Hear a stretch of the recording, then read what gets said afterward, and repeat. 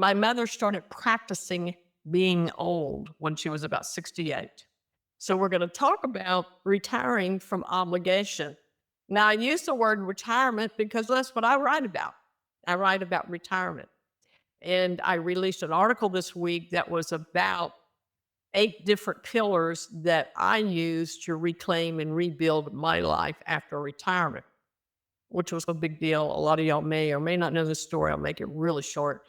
I lost my entire retirement.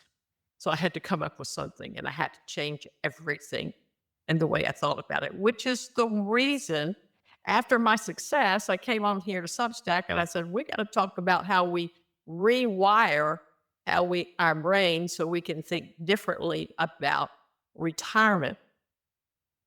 Now, the process of rewiring is really about changing old modalities of thought. My mother, when she was the age that I am now at age 70, lived a very happy retired life. She and dad gallivanted around the world. She was a master gardener.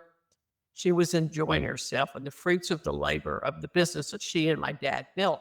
However, my mother started practicing being old when she was about 68. I will never forget this. I have not seen her in a year, and I show up to come visit with her for 2 weeks, and I'm looking at her thinking, what the hell has happened to her? This was a spry woman who would make her church committee phone calls standing at the snack bar and doing leg lifts left and right while she's calling people. And all of a sudden, she's shuffling. She had it in her head that she was now old, so she started behaving old. And that was a choice that she made. And that imprinted me, as you can tell, strongly. Ooh, I am not going to be like that. Now, I do leg lifts at the sink when I'm washing dishes. I did borrow that one from her. However, I'm now 70, soon going to be 71 in a few months. And I'm not thinking of myself as old, but I'm also retiring some practices that I used to carry with me that no longer serve or edified. Ooh, what a luscious word. Y'all like that word, edified? I want to do things that edify my life. And here's what happens when you try to do that. Many people have a voice in their head from the life before they retired. I call mine Dracula. It sucks the life right out of me. It's something that pops up when I want to do something that's new or novel or different. And the first thing I hear is, what are people going to say? Oh, like I really give a fuck about that. However, that's a tired old tape that keeps rolling around in my head. I'm taking some measures to tell Dracula to fly the coop, kick him to the curb, take the broom to him, sweep him out of my headspace, because he's not invited anymore. I do not invite that. But I can only do that because I developed a trust with my own inner voice. A lot of people I have found out, hey, bye. A lot of people I have found out don't trust their own inner voice because they had so many years of conditioning.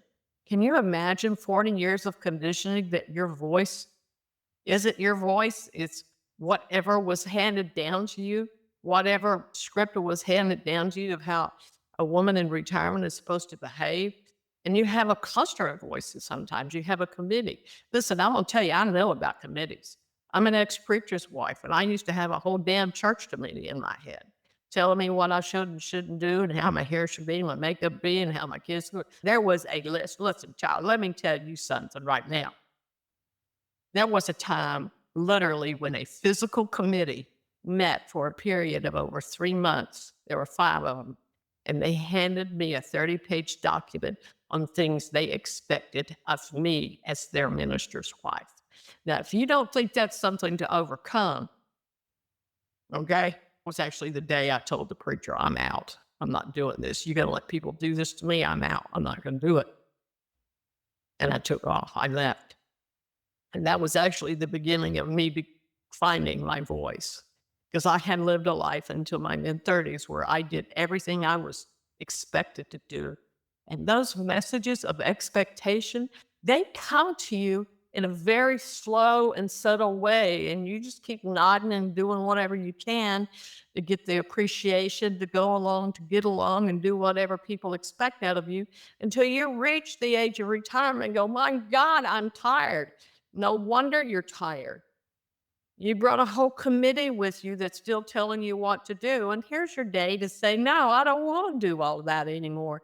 I want to find out about what I want, what I think, what I love. You may not really know until you sit down with yourself and start really thinking and feeling for yourself. Another good example of that is I used to always think I had to have a man around me to watch football because they would explain it to me and tell me what the tackle did and this and that and whatever, and what the quarterback does. You know what? I understand football. I don't need a man to tell me how to watch football. I took the time to learn it, so now I can enjoy it. I don't need a man to tell me how to watch football. That's just another example of the conditioning, because somewhere it was told to me that you're just a silly woman. You got to have a man describe some things to you. And never mind the fact that this is a woman who was told at age 12 to go work in her dad's garage and learn how to change a transmission on a 52 Chevy. Seriously, I did that.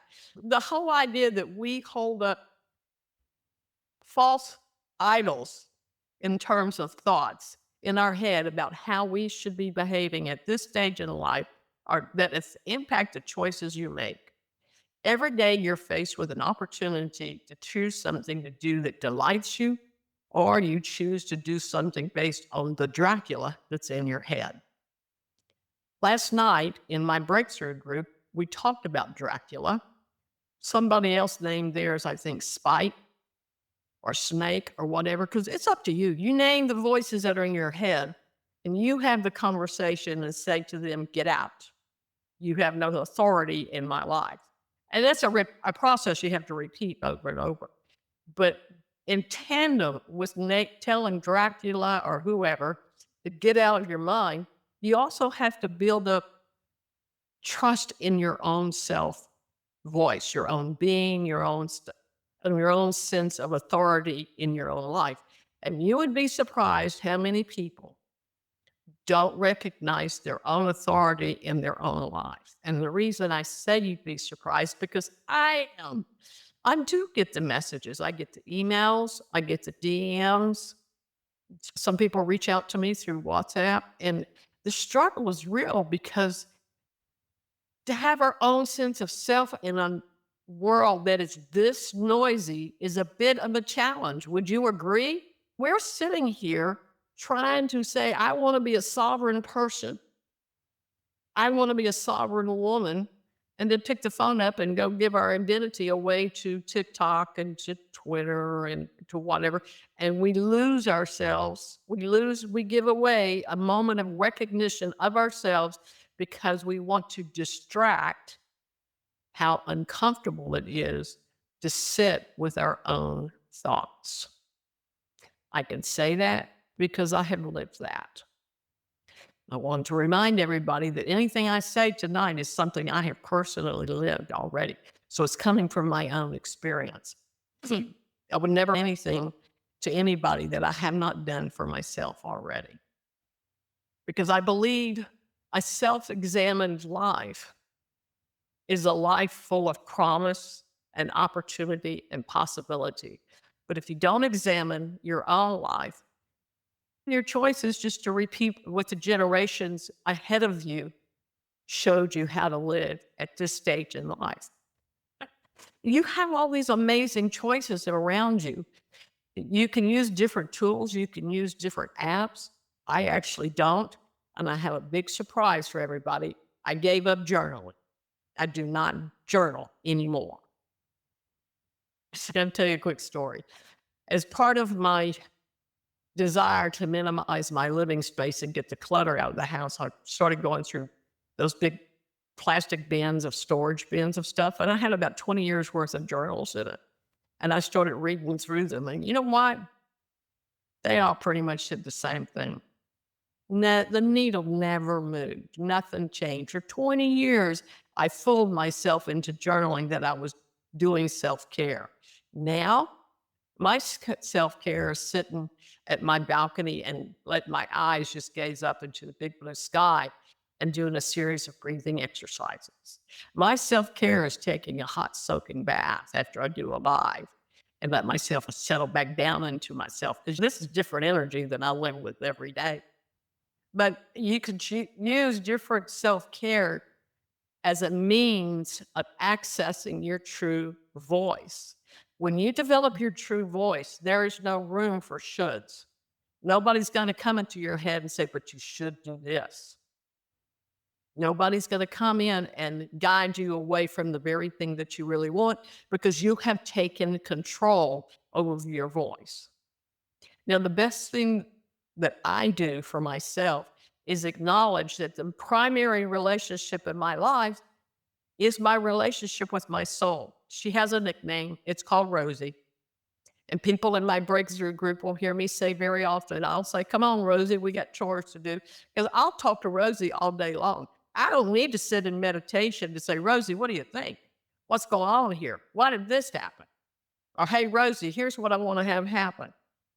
And is that manifestation? You bet your sweet bippy it is. And let me tell you a story of manifestation that happened today. You're not going to believe this.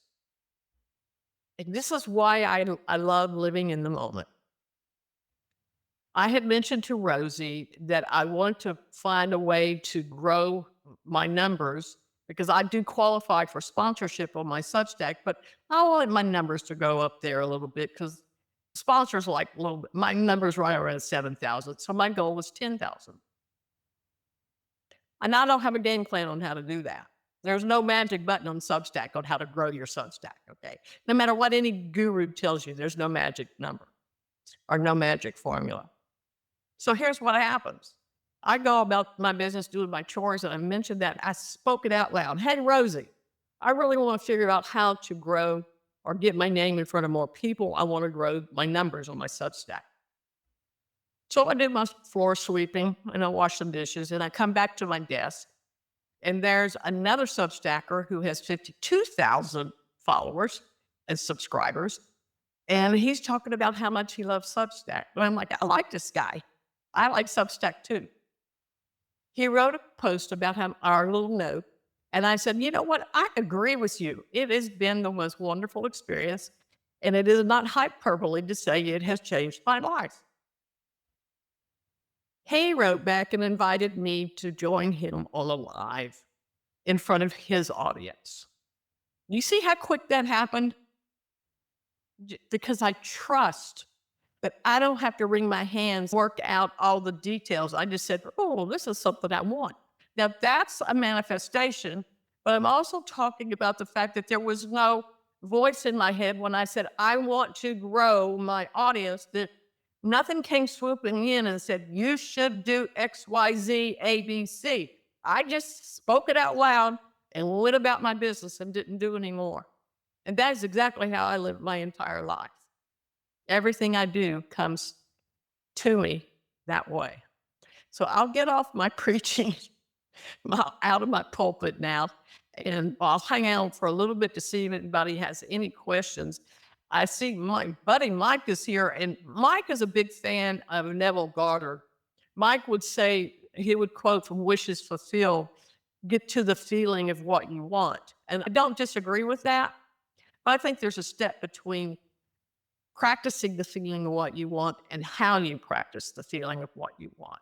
If what you want is to live a freedom, to live a day of personal authority, of sovereignty of your own self and your own voice and who you really are, then that takes a little bit of practice to get there. Because how can you define the feeling until more about what you really want it to be? And you practice that by jotting down every day something that went well for you.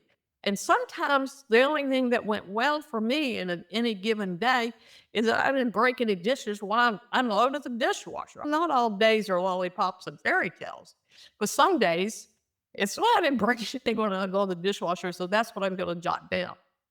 It's like keeping a ledger of success of your own life right now as a retired person, keeping in mind that your goal is to actually Develop your own authority and just inch out the should voice out of your way. Because the stronger you are with your own authority, there is no room in your mind for the shoulds to come in. And then when you have your own authority, you decide what your retirement looks like. You decide what you want to do with your time and your money and your resources. You explore the world. And guess what happens when you get there? You feel eager about waking up. You don't say, I used to be this or I used to be that. Those things don't apply anymore because you have found your sovereignty, you have found your voice, and you get excited about your own life. And then you find out, oh my God, there's so much more to know about me that I never took the time to know because I was busy with a career, raising a family, taking care of my mom and dad. The list goes on and on. But you have an opportunity now to know who you really are if you make yourself the priority. The choice is yours. It doesn't belong to anybody else. It only belongs to you. And I really hope you'll take the words that I'm offering here tonight to heart and really think about how you're going to list what you did today. Now, my favorite habit, I'm going to leave you with this. My favorite habit is when I put my head on the pillow, I have a list in my head of the things that I did today that worked out well. And I go, I did that. I did that. Nobody else did that. I did that. And I show self-appreciation to myself. I hope you take this to heart. I hope you plan some good things for yourself. I'd love to hear from you. If you have any thoughts, ideas, or questions, feel free to reach out. I love hearing from everybody. Sometimes it takes me a day or two to respond, but I do respond, and I love hearing from you. And in the meantime, be good to yourself. If you join the Daily Rewire, I will send you a little booklet I wrote on how to build believable trust in yourself. I'm happy to, I've sent out about 20 this week. I'm happy to send them to you. I do not sell PDFs. I do not do coaching. That's not where I am. My passion is just to get people engaged with their own lives. And I use live video to do that. That's really the nuts and the bolts of the operation. And of course, my articles. Thank you, my friends, for joining me tonight. Remember, we don't retire. We rewire how we think about retire. Later, Dagger.